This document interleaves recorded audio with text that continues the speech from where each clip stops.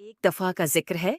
सरसब्ज पहाड़ियों से घरी हुई एक छोटी सी बस्ती में दो बहन भाई रहते थे, राफी और आयशा।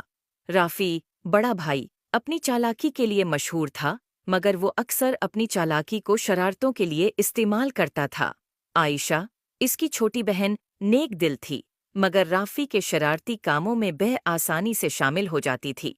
एक दिन दोपहर के वक्त, जब वो अपने घर के बाग में खेल रहे थे, इन्हें एक पुराना, धूल से भरा हुआ संदूक मिला। संदूक के अंदर उन्हें एक चमकदार लकड़ी की छुड़ी मिली जिस पर प्रासरार नक्श व नुगार बने हुए थे। तजस्सुस से भरे हुए वो छुड़ी को अपनी दादी जहरा के पास ले गए। दादी जहरा की आंखें छुड़ी को देखकर पहचान से चमक उठीं। मेरे प्यारे बच्चों, ये एक जादुई छुड़ी है, उन्होंने वजाहत की। ये ख्वाहिशात पूरी कर सकती है, मगर याद रखो, इसे अक्लमंदी और नेकी के साथ इस्तेमाल करना चाहिए। अगर उसे खुद गर्जी या बेवकूफ़ी से इस्तेमाल किया गया तो ये मुश्किलात पैदा कर सकती है। जो दादी जहरा की वार्निंग को नज़रअंदाज करते हुए राफी ने फौरन एक बड़ी मिठाई के ढेर की ख्वाहिश की। अचानक कमरा मिठाइयों, चॉकलेट्स और केकस से भर गया। आयशा खुशी से चला उठी, मगर जल्द ही उन्हें एहसास हुआ कि मिठाइयाँ इतनी ज्यादा हैं कि वो खा नहीं सकते, और पूरा घर एक चपचपी जिंदगी में बदल गया। जिंदगी की परवाह किए बगैर राफी ने दूसरी ख्वाहिश की। इस बार इसने एक सुनहरी साइकिल की ख्वाहिश की। एक चमकदार सुनहरी साइकिल जाहिर हुई, मगर ये इतनी भारी थी कि चलाने में मुश्किल थी, और जैसे ही राफी ने उसे चलाने की कोशिश की, वो टूट गई। मायूस होकर इसने एक के बाद एक ख्वाहिश करना जारी रखा। हर एक ख्वाहिश का नतीजा किसी न किसी मुसीबत में निकला। आयशा, जो ये सब देख रही थी, इसे दादी जहरा की बातें याद आईं।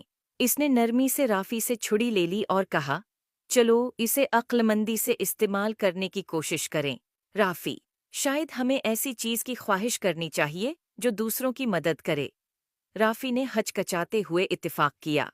आयशा ने अपनी आंखें बंद कीं और बस्ती के खशक कनवे को ताज़ा, साफ पानी से भरने की ख्वाहिश की। जादुई छुड़ी रोशन हो गई, और जब वो कनवे की तरफ दौड़े तो उन्हें कनवा चमकते हुए पानी से भरा हुआ मिला। देहाती खुशी से झूम उठे और राफी और आयशा का शुक्रिया अदा करने लगे।